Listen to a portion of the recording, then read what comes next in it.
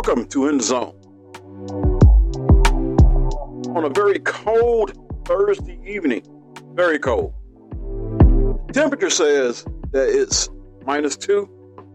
That is until you throw in the wind chill factor, and it's even colder. But we're going to warm things up in the zone today because we have coming up in the zone a very special guest.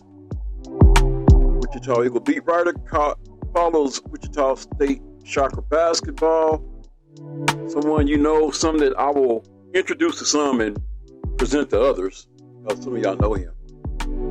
Very reputable guy who has seen the ups and downs of Shocker basketball.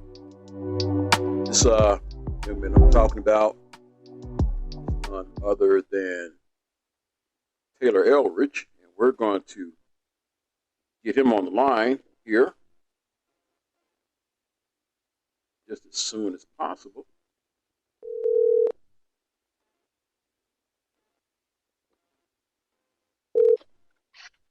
Hello.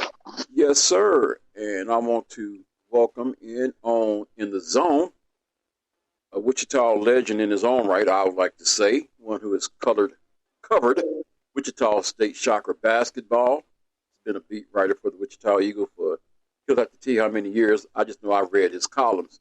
I'm going to call him my good friend, none other than Mr. Taylor Eldridge. Hey, thanks so much for having me on. I appreciate it. Man, I appreciate you. I've been trying to find you for years, get in touch with you. I'm like, I need to meet Taylor one way or the other. I mean, you're very candid to the point. You don't pull no punches, but yet you do it in a constructive way. So the first thing I want to know is what got you into, I guess you would call it sports journalism or just journalism in retrospect. Yeah, so, growing up, I just always thought I was, a huge sports fan, and I always thought it was, that was the dream, to work somewhere in sports and, get paid, make a living on something in sports. And, when I got to high school, I actually had a family friend who was friends with one of the Wichita Eagle writers, and I was able to shadow him like freshman, sophomore year in high school. And he took me to a K-State basketball game and showed me what he does. And I was like, man, this is the life. You get paid to watch basketball, write about basketball. That seemed like the dream. So pretty much, early on, I knew I was, really wanting to get into sports journalism. And so I, made it a point to apply for the Wichita Eagle and started working out. When I was in high school, I would go in on Friday nights and pick up the phones and take the stats from like high school football games, and I would help them during the week, with their stats and the box scores and just like whatever they needed. So it was basically on the phone crew. And once I graduated high school, I started writing for them, started doing high school sports, and the love just kind of grew from there. I just always loved it, and writing wasn't natural. I had to really improve, and just read a lot of sports stories. So that's kind of how I progressed there, and so really I was just a sports fan who turned into a writer. But so it's basically the only job I've ever had. So if you don't mind, first of all, I want to let this be known.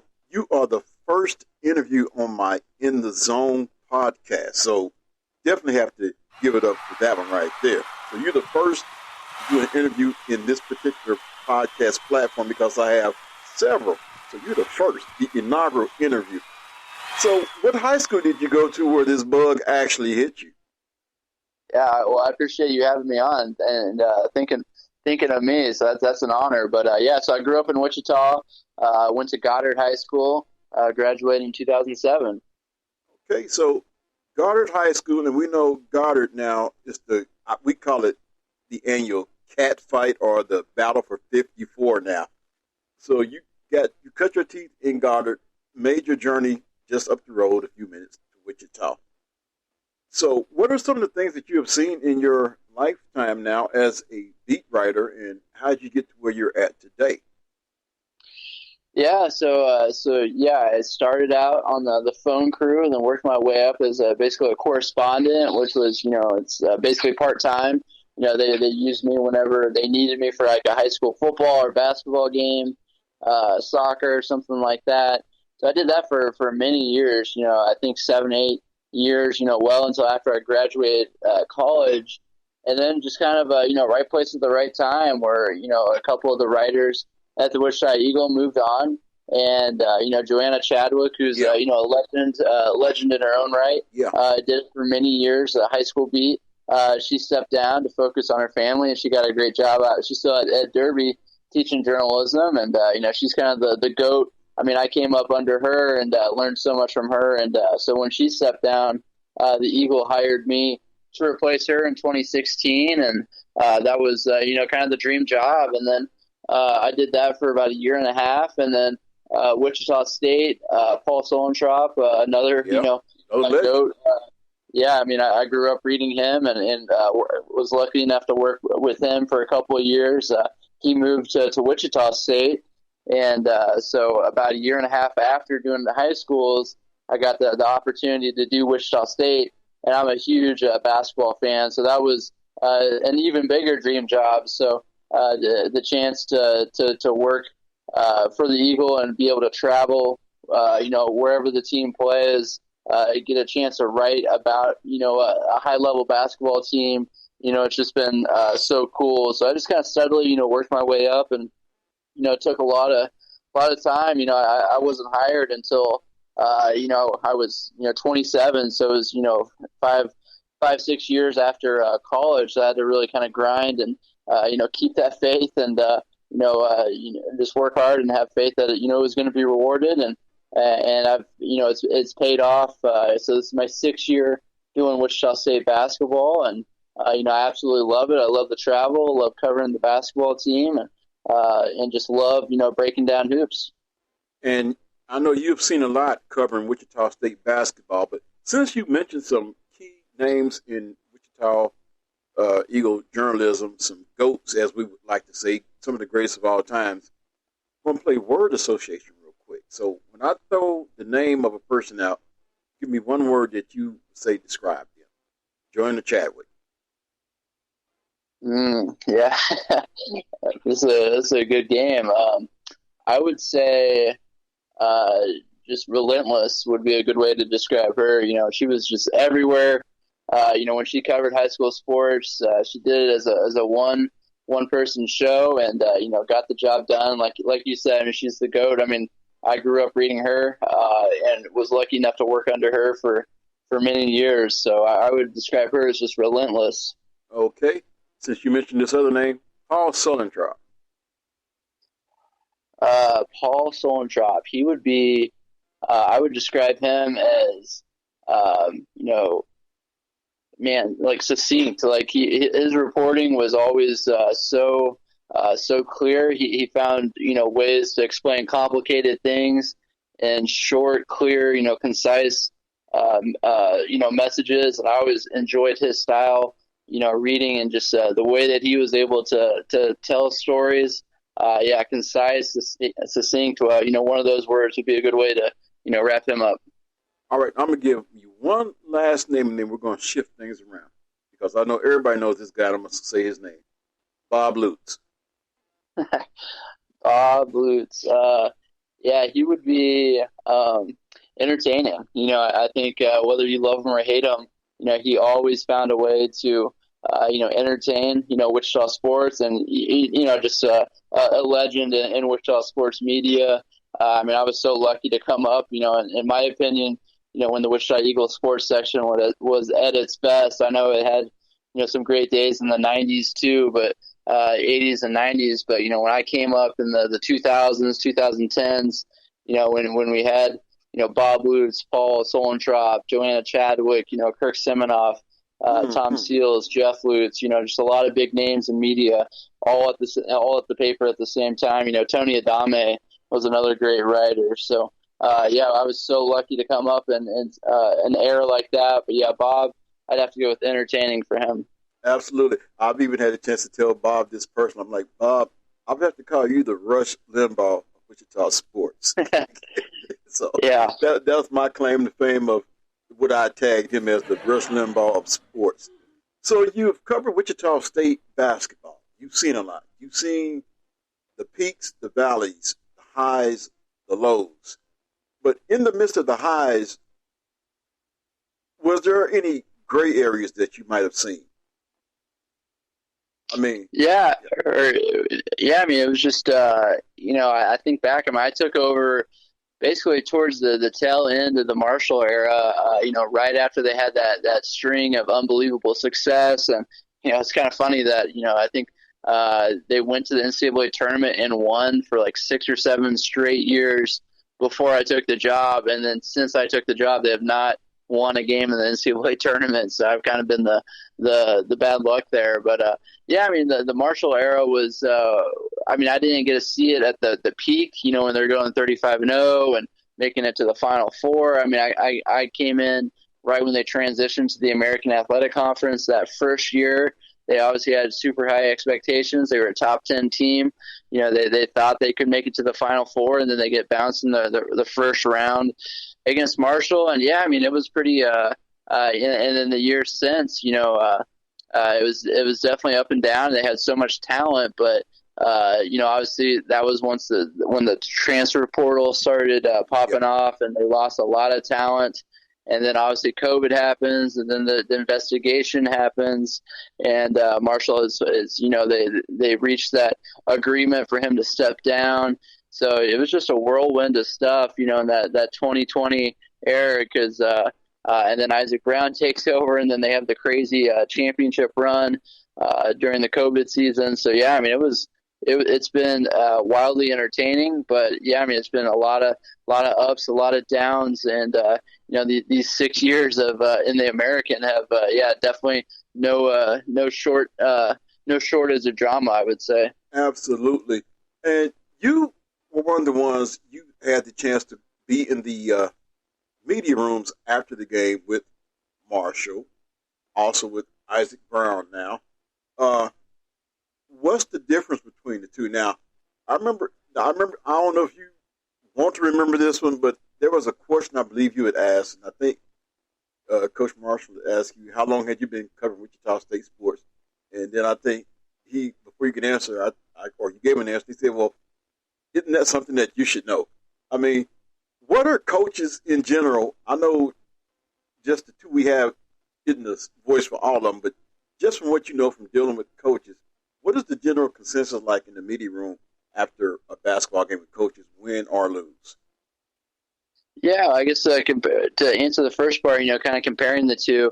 Yeah, Marshall, he'd always keep you on your toes, and I kind of liked it though. He made me a better journalist. He made me think of better questions, because if you asked a lazy question or something that was just kind of super obvious, he wouldn't be afraid to go at you. So it made you think about crafting the questions, making sure you ask good questions, and I kind of like that. There's obviously times though, when they lost. I remember I think it was the 2018-19 season when they had like a 4-game losing streak. They just lost at UConn, and I asked them a question.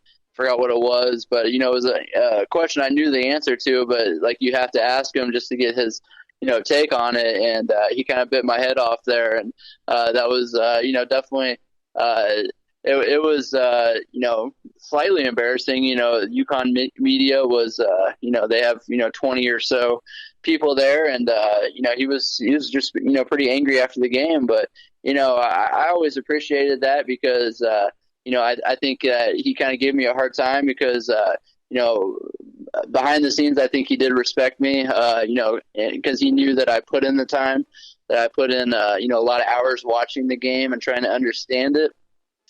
And with IB, it's 180-degree difference. He's way more laid back. He's always more chill. The answers, I would say, Marshall is definitely a better storyteller. He knows how to command a room. His answers, you never know what you're going to get. IB, when he's at the podium, it's a little more a little bit more rigid. The answers are kind of, he has kind of the same script that he sticks to. If you get him away from the podium, though, he's super personable. Super interesting to talk to. But at the podium, they're definitely different. Absolutely. So once again, on In the Zone, we got special guest Taylor Eldridge. So, like I said, we've seen the highs and the lows of Wichita State basketball, and as much as I try to avoid chat rooms, it's kind of hard not to. And I think we've seen some of the comments that have really been running rampant. There's one called, I shouldn't give them no play, but it's called Shocker Unfiltered. And I say that name should be changed, but I'm not going to say it on this interview. I will save that for another time as well, too. But what can be done to right the ship for this season? One of the things I see sticking out is, I don't know if it's shot selection or we just can't hit shots. And IB said it on his coaching show Monday that we just need to find a way to get to the basket and get to the free throw line and make shots. So what is your assessment of what you see with this year's team? Yeah, so basically when I watch the film, they're running a lot of different stuff than they did last year, a lot of different sets. And, IB and that staff deserves credit for introducing a lot of, they run a lot of good actions. A lot of, I follow a ton of, these X and O nerds kind of like on basketball. I'm one of them, but they run a lot of good stuff, but the problem at Wichita State, though, is that the attention to detail is severely lacking. I would say, like when they go to set a screen, they very rarely make contact on the screen, and like the ball handler is not coming tight off the screen. They're leaving room for the defender to get through, or the off-ball cuts aren't hard. The off-ball screens hardly make contact.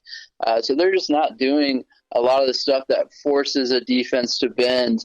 And so when you don't bend a defense, and then when you can't make outside shots, it's very hard to have, an efficient offense. So, they are getting open looks on threes, and I think they are better shooters than what they've shown so far. So, maybe that evens out a little bit in conference play, but, I don't think they're a good shooting team. But if they can just be average, I think that's going to open things up. You got two, pretty dang good, ISO players and Craig Porter and Jaquan Walton. They can get a bucket just about any time they need to. But, they need that spacing. And, every time they put the ball on the floor, they're seeing two, three defenders. So I think that the other players are going to have to step up at some point and start making that outside shots. And like I said, I think that just the attention to details, the screening, the passing, the cutting, all that stuff just needs to be done with a little bit more purpose. And I think Wichita State's offense, like I said, they're running good sets, the clever action. So if they start doing the little things better, I think they could see better offense in conference play. And before we wrap this thing up, I probably have 2 points of interest. One is going to be a question, and my statement is because I think we kind of shared a different starting lineups the other day. And I said I would like to see how Melvion Flanagan would react to being a starter. Then you put Craig Porter in as well, and you also keep the Pierre kid. And then you run Jaquan Walton, and then I would go with probably Gus Okafor. Let Melvion run the point, and let's see what that does as far as their offensive set, and maybe they get a more tight, crisp look. Now, I don't know. I'm just a guy, just like everybody else in those rooms, but I think that lineup might would do something because from what I've seen from Melvion, he's not afraid. He's playing beyond a walk-on status. And I think instead of waiting for him to come in and give that spark, let's get that spark from the beginning of the game. What do you think about that? Yeah, I mean, I'd have to agree. I just put up a tweet the other day about Melvion and just the impact that he's made in such a short amount of time. It's pretty incredible. If you look at the on-off numbers, and obviously, the on-off numbers, that's super, it's a small sample size. It's noisy. It's not the best metric to rely on, but still, it's hard to deny, that good things are happening when Melvion Flanagan is on the floor. I just looked it up. So Wichita State's outscoring opponents by 44 points in the 56 minutes he's been on the floor. And obviously that's not, all Melvion Flanagan. But I do think that he is bringing a spark, and their offense is better. If you look at the efficiency goes way, way up when he's on the floor. And again, it's not just, one player, but I do think that he is changing things up, and he does bring a spark to Wichita State. And, for a team that's really struggling at the two guard position, I think that is an interesting answer that, maybe we see that tonight in this Texas Southern game, that IB, kind of experiments with that to see if that's something that could help them, when conference play rolls around. But, I like that lineup you threw out. I think they need to get away from playing the two bigs, like Rojas at the 4. That's just not really paying dividends right now. I think they're much better off when they can play, either Gus at the 4 or even, like you said, Jaquan Walton. You put him at the 4, and now, they haven't hardly played that lineup, but, the one game they did, it absolutely crushed. So I would want to see more those 3-guard lineups with Jaquan at the 4, and then, rotate all those guys at the 5, Quincy Ballard, Kenny Poto, James Rojas, or even if you want to go super small, then you could put Gus at the 5 and just switch everything on defense. And, you're going to have to battle on the boards with, a 6'6" guy at center, but, I would like to see them at least try that. So I like that idea. I'm going to be curious to see, how tonight's game goes, and, if that's something we might see when conference play starts. Absolutely. And my last question, because you're in the journalism field, I'm in the podcasting field. I'm no expert in this. I'm just someone that's having fun. But anybody that's aspiring to do what you're doing, what's the word of advice you would give them? Yeah, I mean, right now there's easier ways to get into the field than when I was first starting out. So my advice would be to if you can get a job, at a local newspaper, at a student newspaper, if you're in high school or college, I would just start writing on your own. Like, you can just create your own blog. You can create your own website now. It's very easy. You just Google it, get a blog spot or a Wix or something like that, and you can just start writing about, whatever your favorite sports team is. If you like the Cowboys, start a Cowboys blog, or if you like Wichita State basketball, start writing about Wichita State basketball. Or if you like an NBA team, just write whatever you know, and that's a great way to get started. And then the biggest advice, what helped me, I kind of mentioned it when I was explaining my come up a little bit, but just read as much as you can. Go on Twitter and follow other journalists. Journalists that write about your favorite sports team for a living. Blogs, stuff like that. So that's what really helped me, was just reading a ton. Reading, the best in the business. Sports Illustrated, or ESPN, or The Athletic, whatever it is, or newspapers. So I just read a ton, and then just try to write as much as I could as well. And now you can just do it on the blogs or whatever you want, and then hopefully that'll give you some clips. So when you apply for a job that actually pay you, now you have kind of a portfolio that you can send to people. Absolutely. Well, Taylor, I want to thank you once again, and I'm pretty sure this will not be our last time. So once again, thank you, and I want to wish you and your family a Merry, Merry Christmas. Once again, special guest Taylor Eldridge on In the Zone. Thank you. Yeah, thanks so much for having me on. Merry Christmas to you and yours. Thank you. Once again, ladies and gentlemen, Taylor Eldridge from the Wichita Eagle covers Shocker basketball. Well, guess what? I have to take a break. When I come back, I will have some more for you. So don't you dare go nowhere. Stay locked in the zone with yours truly, Anthony Smith.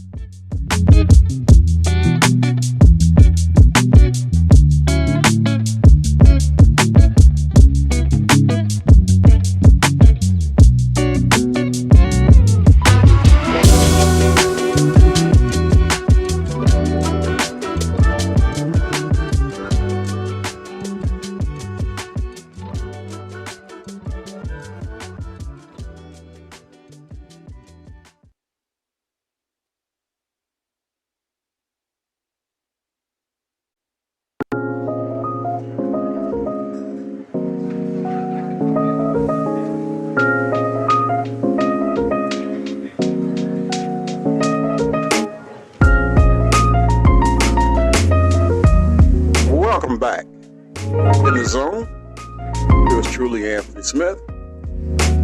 I enjoyed that first segment. Special guest, Wichita Eagle beat writer, covers Wichita State Shocker basketball. Taylor Eldridge, dropping some nuggets, dropping some knowledge on us, letting us know what it took for him to get to the business and what it takes for you to get to the business. He's saying it doesn't seem to be that hard. Who knows, maybe my podcasting, maybe it may take off. Because what he says for journalism, they also apply to me. So if I'm successful, I owe him a lot of thanks, but I owe him thanks just for being on here. It's related. So this will not be the last time that you hear that voice. So moving ahead, hitting up on some more local stuff because, this week was National Signing Day. So it is official. Dylan Edwards headed to Colorado to play for Deion Sanders. The four-star running back from Derby signed his national letter of intent to play football at the University of Colorado in Boulder. Edwards' recruitment has had some twists and turns. He initially committed to Kansas State University on June 17, but decommitted after receiving an offer to Notre Dame following an official visit. He committed to Notre Dame shortly after. Earlier this month, Edwards announced an offer from Colorado and newly hired head coach and NFL Hall of Famer Deion Sanders. He decommitted from the Irish on December the 8th and announced his final pledge to Colorado 2 days later on December the 10th.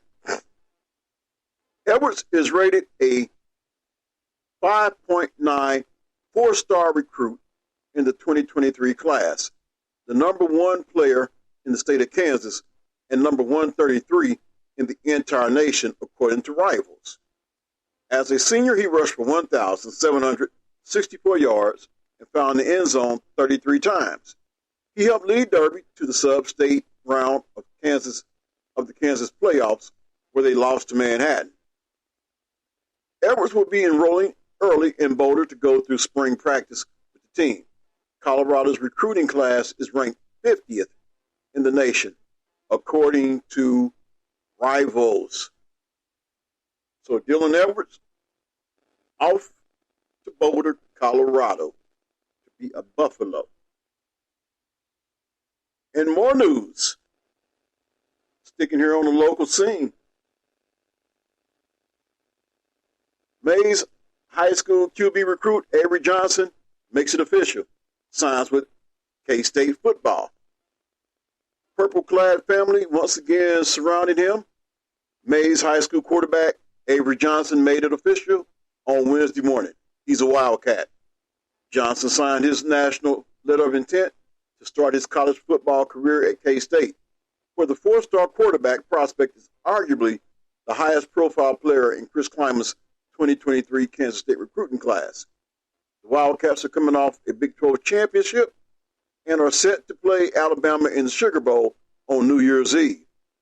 Johnson was recently honored as a two-time top 11 pick on the Kansas All-State High School football team by the Eagle after leading Mays to a second straight Class 5A championship game appearance and finishing his senior season with 2,768 passing yards. Whoa!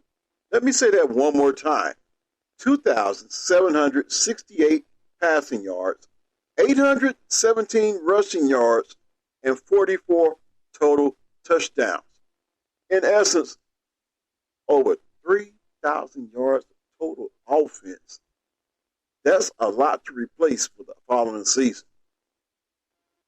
Johnson has graduated from high school early and plans to enroll at K-State and join the team in time for spring ball.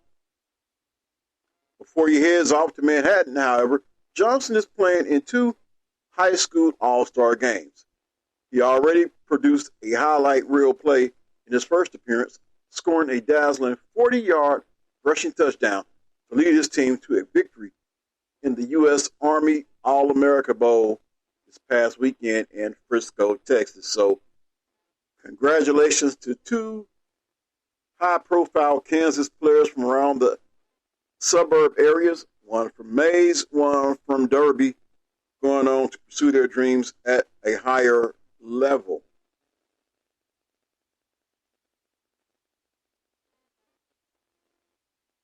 Also, if I can pull that story up, here we go. We're sticking locally today because there's a lot of local news surrounding talented high school players who have made their commitments. Four-star running back John Randle II announces his commitment to Utah. That's right. On Wednesday, Kyle Whittingham and his University of Utah football program picked up another highly valuable prospect to the class of heights. Wichita, Kansas running back John Randle II announced his commitment to the Utes. This is yet another nice recruiting win for Utah and running back coach Quentin Ganther. Randle is a four-star prospect and a top 25 running back in the class. He officially visited Utah the weekend of the USC game. Couldn't have picked a better game to go to, which made an incredibly strong impression. Randle holds nearly 30 offers and decided on the Utes over other top options, Kansas State, Penn State, and Tennessee, among others. He made his intentions known via Twitter, saying 100% committed. I want to thank God for the ability to play the game. I want to thank my parents and coaches for supporting my journey. And last, to thank for giving me the ability to play at the University of Utah. I couldn't pick up all of that. Maybe I can. Let me see here. Just bear with me. I try to pull this up. There we go. Here's what he said. First, I want to thank God for the opportunity to play the game I love. Next, I want to thank my parents, family, and coaches for supporting me through my journey. And last but not least, I want to thank for giving me the opportunity to play at the University of Utah. And hopefully what I can do is reach out and maybe get some of these young men on as well, too. That is my hopes. So stay tuned. It remains to be seen if I can pull this off. But as the story goes, Randle is one of the top backs in the class and is currently rated a four-star prospect by 24/7 Sports, where he holds a 90 rating and checks in as the number 23 running back. He also holds an industry-generated four-star composite rating of .8950 and holds on to the number 26 spot in the 2023 running back class as well.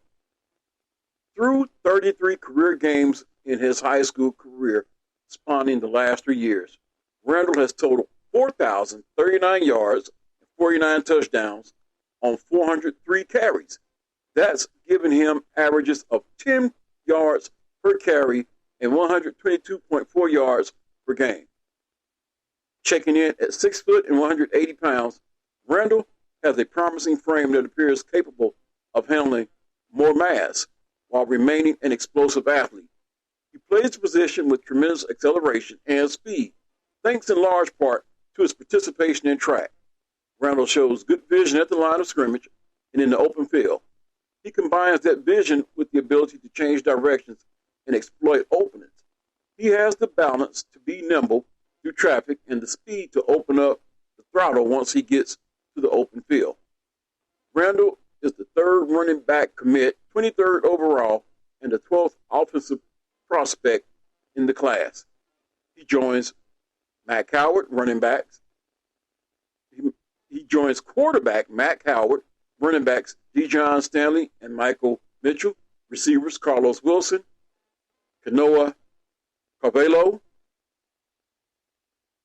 Dadrian Zipper, and Mickey Matthews, tight end C.J. Jacobson, offensive lineman Spencer Fano, Caleb Lemieux, and Roger Alderman, defensive lineman Hunter Clegg, Logan Fano, Stanley Ross, and Jonah Leah.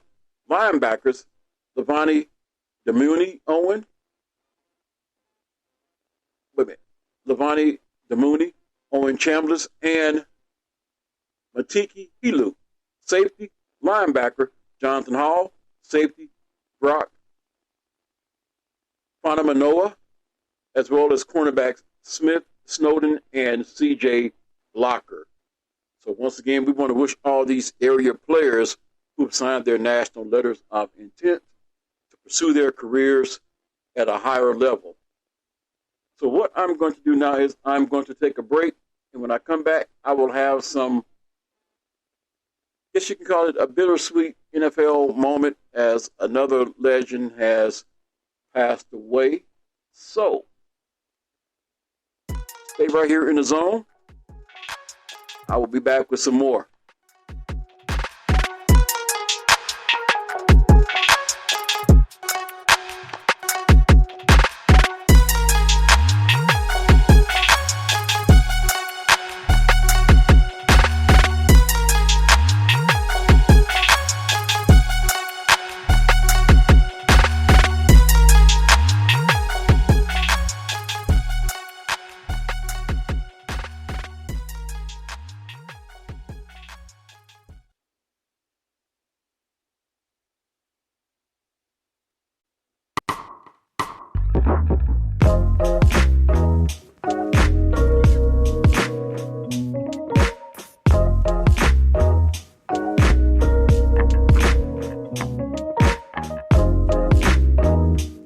Welcome back to what may be my last segment.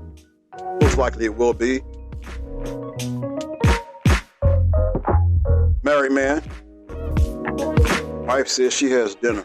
And I likes to eat. But anyway, I had to put something in about the wife. Wife, happy life, right? Right.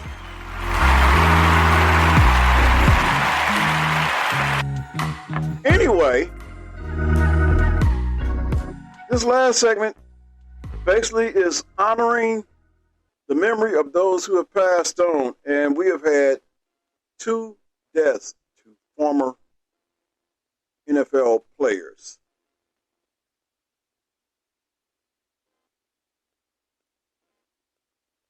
As former Broncos running back Ronnie Hillman dies at the age of 31.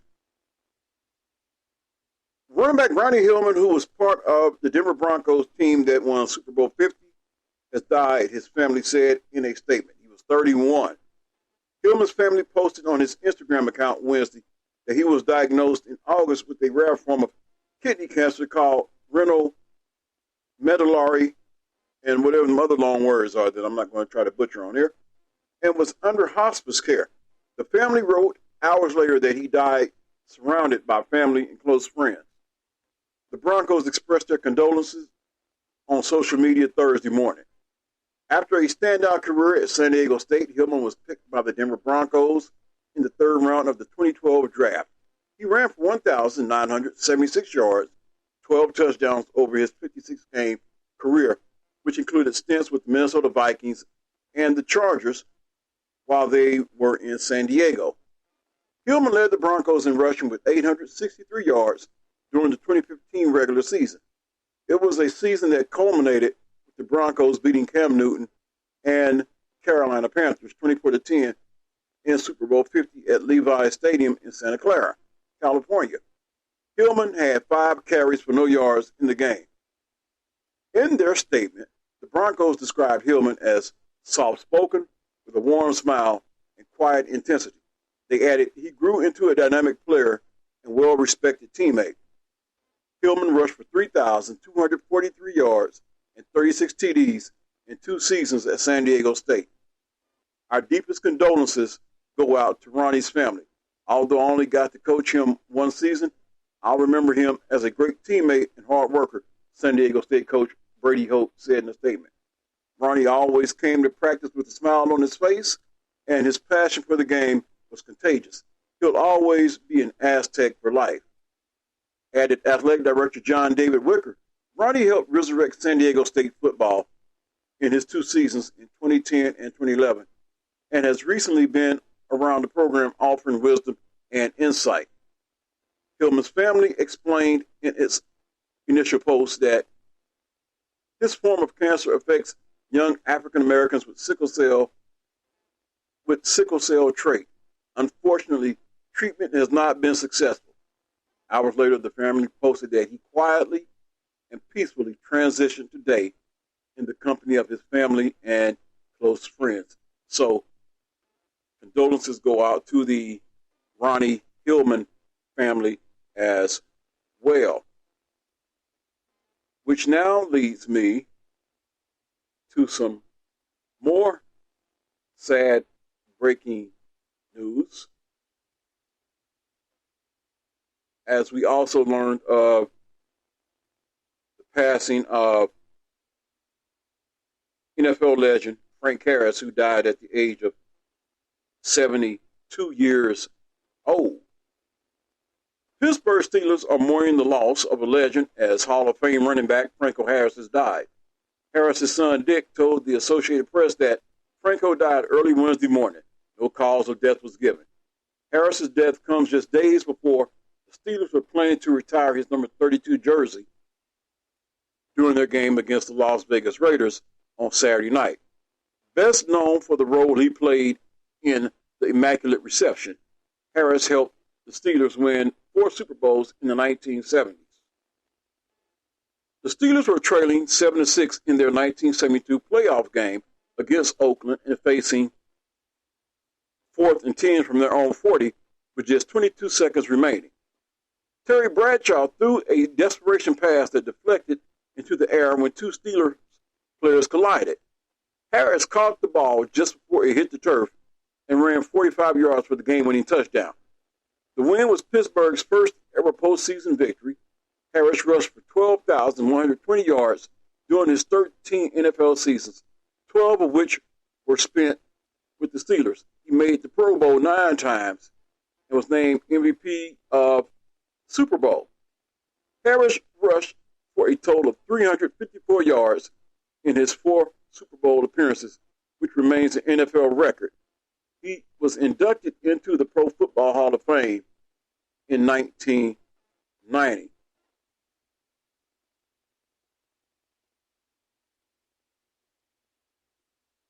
And as we look farther into this, Terry Bradshaw jokingly remembers Immaculate Reception star Franco Harris.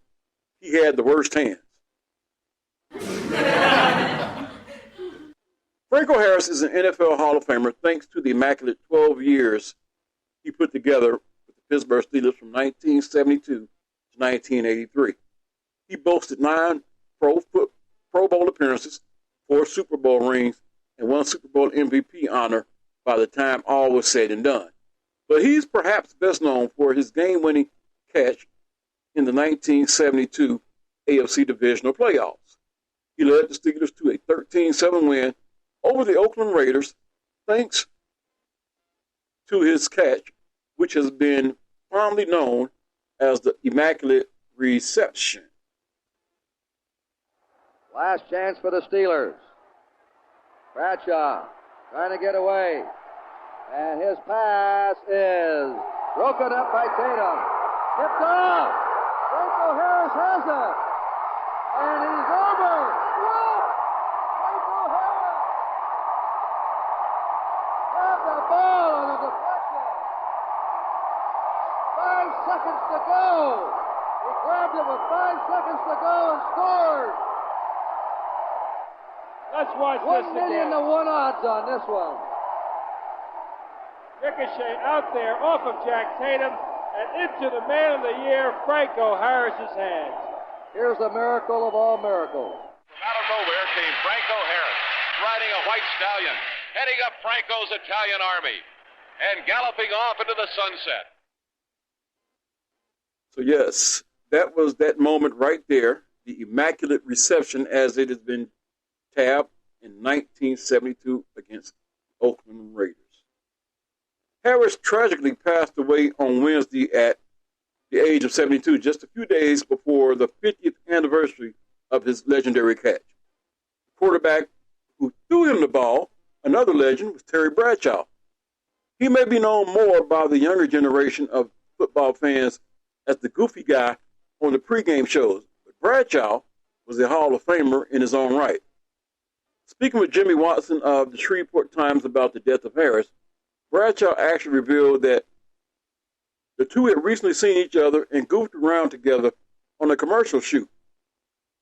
We were laughing and having a big time getting all over each other, Bradshaw told Watson.